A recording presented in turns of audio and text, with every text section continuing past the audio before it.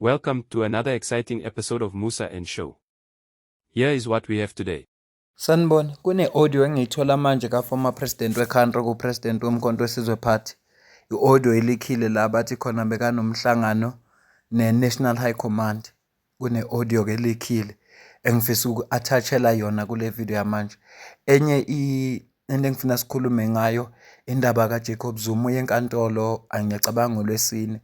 I-Jacob Zuma Foundation ikhiphe i-statement. So angazi ngiqale ngani-ke makunje, kodwa ngicela ukuqala nge-statement ngigcine nge-audio because kune-audio ephumile kaJacob Zuma. Ya, angithathe ngenze njani vele angisazazi nami ngididekile. Asenze kanje ngisacabanga. Wena subscriber ku-channel, ulike i-video, ucommente, ngizwe ukuthi wena ngayo le nkonzo ozoyilalela ubona kanjani. Ngiyacela ni-support i-channel. Ungasupporta futhi ngokujoin i-membership yale channel. Uklikha nje ujoin ulapha on your right hand side. Wenza i-contribution le ozoyenza ngenyanga. Qala nje ku-R40 ngenyanga ukuya phezulu. Kanti-ke into engizoyenza ngizo-create i-account lapho khona abafuna ukusidonatela nanoma ngamalini, whether u-10 rand, u-20 rand, 50 rand, lokhu nje umuntu angafisa ukusidonatela ngakho. Asidonatele ngakho. Ngizothi mase ngi-create-ile i-account, ngifuna ukwenza i-account specific nje ezobe iqondene ne-channel, ingahlangani ne-personal bank account yami lapha bangasidonatela khona abantu. Lokho kuyosilekelela kakhulu ukuthi nathi sithenge idatha. Noma silithenga manje kodwa phela kuzokwenza ukuthi sikwazi ukuthenga ezinye izinto. Ngicela ukukuqalela nge-audio lelikhile bese emveni kwalapho ngigcina nge-statement lesi ezobe sisichazela ukuthi uyovela enkantolo, uyovela ngoba kwenze njani. Kodwa nje ngicela uzwe la. Hey, comrade. Why you comrade kudala, not now? Not now. You know, once you were doing that here, I can tell you, I'm waiting for a delegation in the Bati legislature, says KZN. They are planning to come to convince me,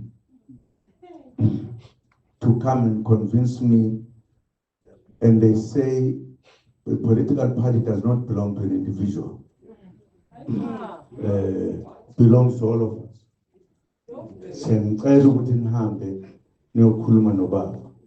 We must accept the proposition which is being made by the ANC that we should have the three parties taking over the country.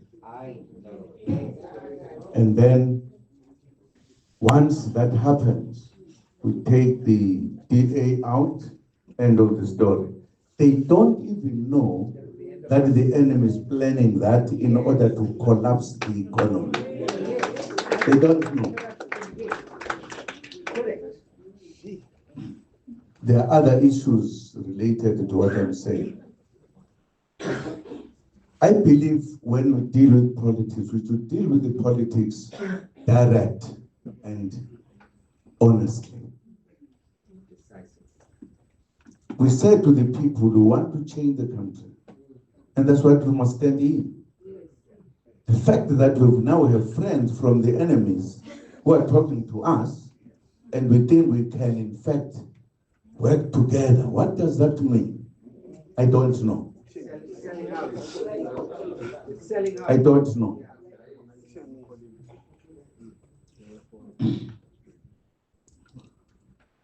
Really, I don't know. As I said earlier, the fact that we've got problems among ourselves, our politics is not yet there. I got vote. Because as a politician who has good ways, we must know what we're doing and do it as it is supposed to be done. Our duty is, without any hesitation, to liberate our people who have been suffering for centuries. And we can't through technical financial things and then really lose the direction. We can't. Our direction must be always straight. What is it that we're looking for? Whether one day Thabo Mbeki was my friend and my, we've parted ways this time around. I'm making a clear example. I'm making a clear example because I'm talking about what is real. We disagree with him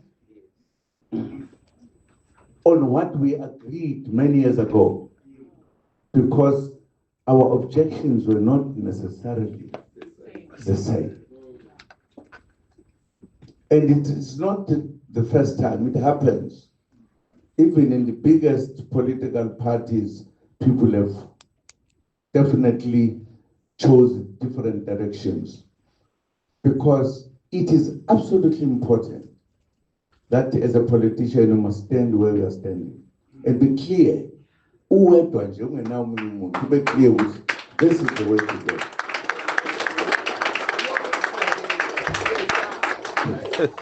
Because once you move, you will miss the step. That's how the ANC moved to the point, not the ANC in the whole.